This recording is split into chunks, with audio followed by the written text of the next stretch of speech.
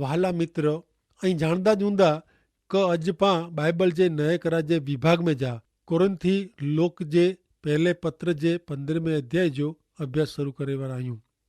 हाणे पां 15वें अध्याय जी शुरूआत कयूं तंहिं पहिलां पुनरुत्थान अथवा मरण में जा जीरा थिए जी व्याख्या बरोबर समझी जी ज़रूर आहे ने वीचार करे जी ख़ासि ज़रूर आहे। पुनरुत्थान अथवा फेरी जीरा थियणु उहो आत्मिक न पण भौतिक आहे, दैहिक आहे। मूળ ગ્રીક ભાષા में जेको शब्द आहे उहो एनाथसासिस नेक्रॉन आहे। इन जो अर्थ थिए सभु अथवा मृत शरीर जो उभा थियणु, सजीवन थियणु। पंहिंजा ही शरीर सजीवन थिए वारा आहिनि। मरण पोइ शास्त्र में सजीवन थिए जी ही हक़ीक़त ने क्रिया शरीर अथवा देह સાથે સંબંધ રખે थी। हेनाथसासिस एतिरे उभा थियणु ने हिस्तसेनी एतिरे उभा थियजला फरज पाड़नी। एना एतिरे शरीर जो उभो थियणु उहो आत्मिक पुनरुत्थान सूचवे नथो। हाणे पाउल जे समय में कोरिन्थ में ने रोम शहर में मरण विषे ने मरण पोइ जीवन विषे जुदी जुदी तरह फिलसुफी जाणीती हुई। स्टोइसिज्म प्रमाणे मरण पोइ आत्मा परमात्मा में लीन थई वञे थो, तंहिंसे व्यक्ति जे व्यक्तित्व जो नाश थिए थो। हिन जात जो वीचार पुनरुत्थान अथवा फेरी जीरा थिए जी ॻाल्हि खे सामान्य करे थो। तंहिं पोइ एपिक्यूरियन फिलसुफी भौतिकवाद सेखारींदी हुई। उहो सेखारींदी हुई कि मरण पोइ कीअं पण हयाती धराए नथो, मिड़े मरी वञे थो। मरण पंहिंजे अस्तित्व जो हयाती जो अंत आहे। टई फिलसुफी प्लेटोनिज़म तरीक़े ओळखाईंदी हुई, जेको आत्मा अमर आहे अहिड़ो सेखारींदी हुई ने हू अवकाशी स्थलांतर में मञंदी हुई। ही फिलसुफी शारीरिक अथवा दैहिक पुनरुत्थान में एतिरे क मरण में जा सजीवन थिए में मञंदी न हुई। ही मिड़े फिलसुफी जे कारणे पाउल जॾहिं एथेंस में शहर में मरण में जा जीरा थिए जी एतिरे क पुनरुत्थान जी रजूआत कयईं तॾहिं लोक मञियो क हू कोई नए ईश्वर विषे ॻाल्हि करी रहियो आहे। पाण हू सम्झे जी ज़रूर आहे क पाउल 15वें अध्याय में आत्मा जे सजीवन थिए जी ॻाल्हि नथा कयूं। आत्मा मरे नथो, शरीर मरे एतिरे व्यक्ति किथे हली वञे। व्यक्ति ज ईश्वर जो संतान वे एतिरे क व्यक्ति ज यीशु ख्रिस्त जे शरणे अचीने ईश्वर जो संतान बनी वे त इन ला शरीर नू छेटो विञणु एतिरे प्रभु यीशु ख्रिस्त वटे हाज़िर थियणु। बीजो कुरिन्थी 5 अध्याय ने 8वीं कलम में लिखल आहे क असीं जाणो था क ज्यां સુધી असीं हिन शरीर रूपी घर में आहियूं ત્યાં સુધી असीं प्रभु जे घर नू छेटा आहियूं। कारण असांजे जीवन जो आधार विश्वास आहे, नज़र न। असीं हिम्मत वारा आहियूं ने प्रभु भेरा स्वर्गीय घर में रेजो ने शरीर रूपी घर छॾी ॾिने जो वधू पसंदि कयूं था। व्यक्ति ज ईश्वर जो संतान न बनी वे त उहो पीड़ा भोगवे जी जॻह ते वञे थी। हाणे 15वें अध्याय जी रूपरेखा निहारियूं त 1 થી 4 कलम में यीशु ख्रिस्त जे शुभ संदेश में पुनरुत्थान केंद्र स्थाने ॾेखारिजे थो। 5 થી 19 कलम में पुनरुत्थान जा पुरावा ॾिने में आया आहिनि। 20 થી 28वीं कलम में पुनरुत्थान जी परेड निरेला मिले थी। 29 થી 50 कलम में पुनरुत्थान जो कार्यक्रम ने पद्धति वताए थी ने पुनरुत्थान जी शक्ति अथवा पराक्रम 51 થી 58 कलम जणाए थी। सौ पहला प्रेरित पाउल जणाइए था क मरण में जा सजीवन थियणु हू यीशु ख्रिस्त जे शुभ संदेश जो मुख्य भाग आहे। हकीकत में पुनरुत्थान वगर शुभ संदेश जी हयाती नथी रहे। ख्रिस्तीपणो कोई ख्याल क धर्म जा नीति नियम ते आधारित न आहे, पण हकीकत मथे आधारित। इन जो आधार आहे शुभ संदेश। ऊ डो आज्ञा क गिरी प्रवचन न आहे।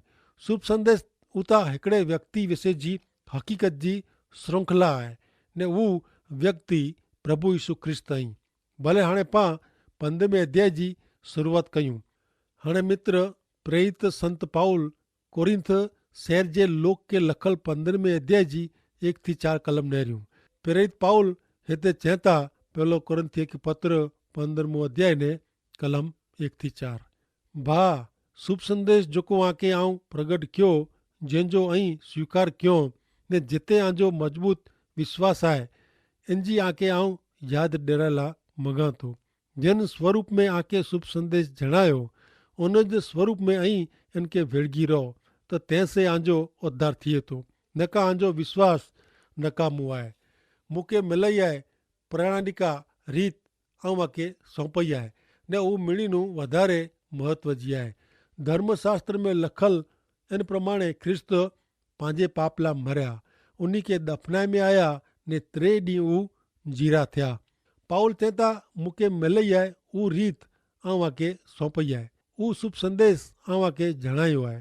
पाउल किन वटा ने किथे शुभ संदेश मेळवे में प्रभु यीशु ख्रिस्त पाउल के अरबस्तान जे रण में कोठी विया हुआ ने हुते इनके सेखारियऊं। दमस्क जी वाट में जॾहिं यीशु ख्रिस्त पाउल के पड़कारियो तॾहिं पाउल ॼाणंदो न हो कि यीशु ख्रिस्त मरण में जा जीरा थिया आहिनि। हू पुछे थो कि प्रभु અહીં કેર આવ્યો। इनके सपने पण ख़बर न हुई कि प्रभु यीशु ख्रिस्त हुआ। पाउल पिन के यीशु ख्रिस्त जे जीरा थिए जी ख़ातिरी कराए जी ज़रूर हुई। पाउल यीशु ख्रिस्त जो पुनरुत्थान कल्पी गिणे न वे, इनके हू ख़ातिरी साथे जणाए में आयो हो। पाउल चए था कि हू यीशु ख्रिस्त जो शुभ संदेश उन्ही के ज़ाहिर करे थो। शुभ संदेश कहिड़ो आहे? धर्मशास्त्र में लखल आहे इन प्रमाणे यीशु ख्रिस्त पंहिंजे पाप लाइ मरिया, उन्ही के दफ़नाए में आया ने 3 ॾींहं हू जीरा थिया। शुभ संदेश उहो आहे, ही हक़ीक़त आहे मुंहिंजा मित्र। ही 3 हक़ीक़त वग़ैरह कोई शुभ संदेश न आहे। शुभ संदेश उहो आहे यीशु ख्रिस्त मूला ने आला मरिया, उन्ही के दफ़नाए में आया ने हू मरण में जा सजीवन थिया। उहो शुभ संदेश आहे, सुसमाचार आहिनि, सच्चा समाचार आहिनि। हाणे धारियो कि ऐं मूं वटि अची ने चओ कि गुरु जी आके आउं हिकिड़ा शुभ संदेश अथवा तो शुभ समाचार ॾिनल लाइ मंगा थो ऐं करोड़पति बनी वञो, उहो शक्य आहे ने मुंहिंजी इच्छा पण अहिड़ी ज आहे त आउं जवाबु ॾियां वाह भाउ वाह, उहो त घणे ख़ासो जाए, जो अहिड़ो बने त घणे ख़ासो। पोइ उहो मूंखे आंजी योजना जणायो कि गुरु जी ऐं कोई नौकिरी ॻोती गिनो ने 1000 वरे में त ऐं करोड़ रुपया भेरा करे सघंदा। त आउं आके जवाबु ॾियां कि करोड़ रुपया मूंखे मिले उहो मूंखे ज़रूरु गमे, जेथी यीशु ख्रिस्त जे शुभ संदेश जे प्रचार कम में आउं इन जो उपयोग करे सघां। पण जा ऐं अहिड़ो धारींदा वो कि नौकिरी करी ऐं करोड़ रुपया भेरा कयां त आंजो सूचन खोटो आहे। उहो कीअं सुसमाचार नहीं, शुभ संदेश नहीं, हक़ीक़त में त उहो माठा समाचार आहिनि। पण जा ऐं मूं वटि अची ने अहिड़ो चओ कि गुरु जी मूंखे हिकिड़े भाउ जी माइती मिलई आहे, उन्ही खे आजे कम में रस आहे, इन खे आजे कम में मज़ा अचे थी। हक़ीक़त में त उहो आके एतिरो प्रेम कंदा हुआ ने आंजे कम लाइ उन्ही खे एतिरो बोझो हो कि मरे टाणे उहो आंजे सेवा कम लाइ करोड़ रुपया रखी विया आहिनि। त वाला मित्र, उहो सुसमाचार आहे, शुभ संदेश आहे। यीशु ख्रिस्त जो शुभ संदेश पाणखे अहिड़ो नथो चए कि ऐं आके उहो कही कयो खपे। यीशु ख्रिस्त जो शुभ संदेश त पाणखे पाला प्रभु यीशु ख्रिस्त कूड़ो क्यों आयो उहो जणाए थो। शास्त्र प्रमाणे प्रभु यीशु पाला मरिया, उन्ही खे दफ़नाए में आया ने 3 ॾींहं उहो जीरा थिया। यीशु ख्रिस्त मरण पामिया, उहो हिकिड़ी ऐतिहासिक बनाव आहे। घणे ओछा लोग ही ॻाल्हि मने जो इनकार कनि था। उन्ही खे दफ़नाए में आया, यीशु ख्रिस्त जी दफ़न विधि कोलाए केतिरी अगत्य जी आहे। उहो साबित थिए थी कि यीशु ख्रिस्त अदृश्य थिया न हुआ। इन जो अर्थ अहिड़ो थिए कि लोक वटि यीशु ख्रिस्त जो सभु मृतदेह हो। आरिमथाई नाजे शहर जो यूसुफ ने निकोदेमस ने ॿिया लोग यीशु ख्रिस्त खे क्रूस ते मरदे ॾिठो हो। उन्ही खे ख़बर हुई कि उहो यीशु ख्रिस्त हुआ। उन्ही यीशु ख्रिस्त जे मृतदेह खे दफ़नायो हो। हाणे धर्मशास्त्र प्रमाणे यीशु ख्रिस्त 3 ॾींहं मरण में जा जीरा थिया। यीशु ख्रिस्त जो जीरा थियणो एतिरे कि यीशु ख्रिस्त जो पुनरुत्थान यीशु ख्रिस्त जे शुभ संदेश जो भाग आहे। यीशु ख्रिस्त जी क़बर ख़ाली हुई, उहो सजीवन थई उथिया हुआ। ख़ाली क़बर यीशु ख्रिस्त जे जीरा थिए जी साबित थी आहे।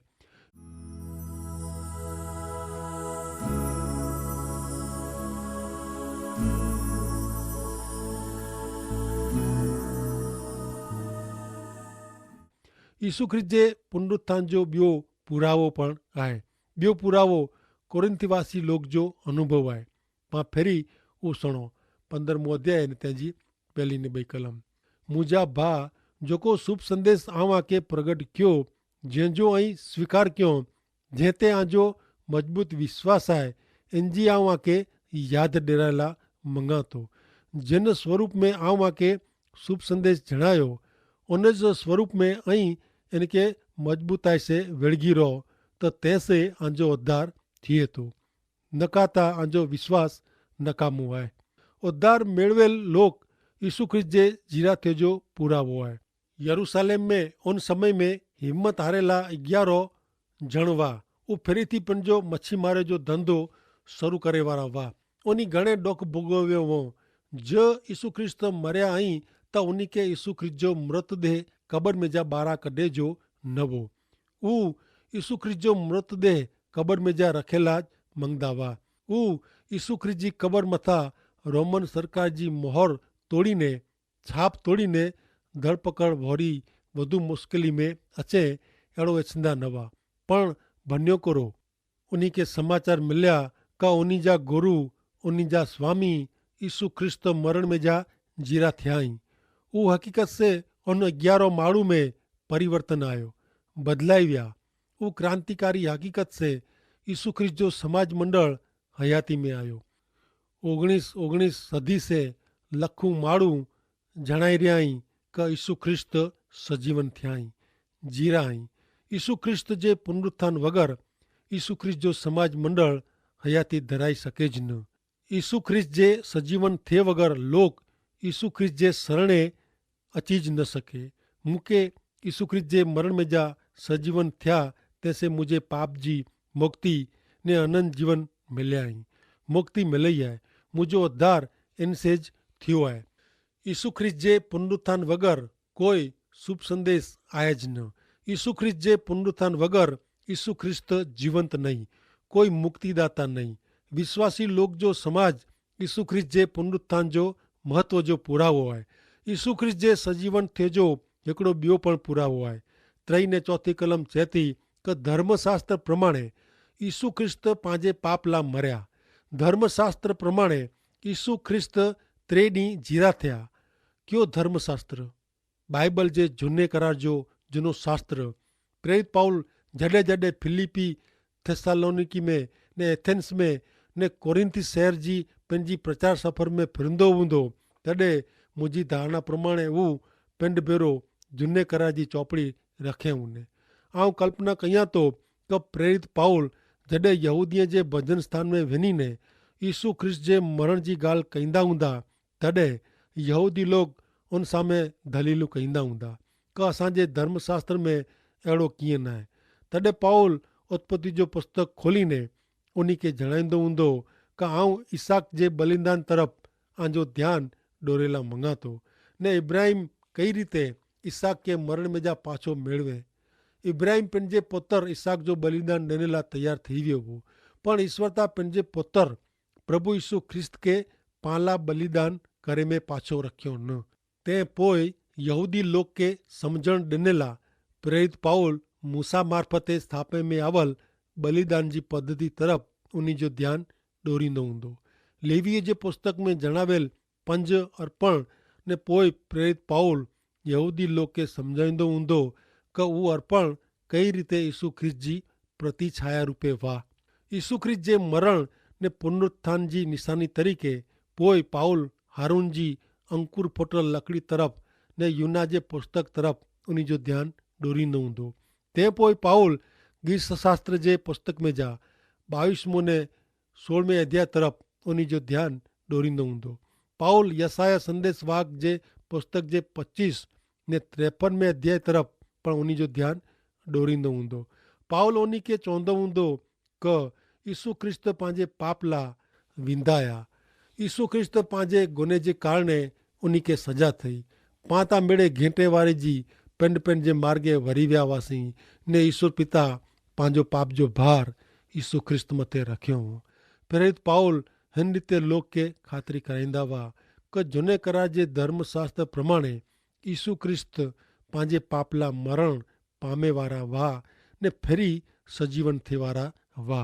જૂને કરાજી ભવિષ્યવાણી પૃથ્વી પર જે હેને જીવન પૂરતા જ ન પણ અચેવારે જીવનલા પણ અહીં મરણ પોય જે જીવનલા ઘણે લોક કે મરણ પુઠ્યા જો ધર્મ ખપે નતો ઉની કહેતા હેન પૃથ્વી પર જો ધર્મ જ ખપે તો પણ મિત્ર મૂકેતા બોય ધર્મ મિલ્યા અહીં પૃથ્વી પર હેતે જો ને તે પોય હેડાનું પૃથ્વી પરનું વિદાય થે પુઠ્યા જો પણ ધર્મ મરણ પુઠ્યા જો ધર્મ હાणे ઈસુ ખ્રિસ્ત જે પુનરુત્થાન जो हिकिड़ो वधु पुरावो प्रेरित पाउल अनेक लोग जी साक्षी अथवा शाहिदी जी यादी ॾींहं था साक्षी अथवा शहीदी कल्पनावारी कपोल कल्पित न हुई सके ईसु ख्रिस्त जे पुनरुत्थान जी साक्षी अथवा शाहिदी जी प्रेरित पाउल जेको यादी ॾींहं था उहो गिनी जी कोई पण वडील के गमे 5મી कलम प्रमाणे पहलो कोरंथी 15मो अध्याय ने कलम 5મી हिते लखल आहे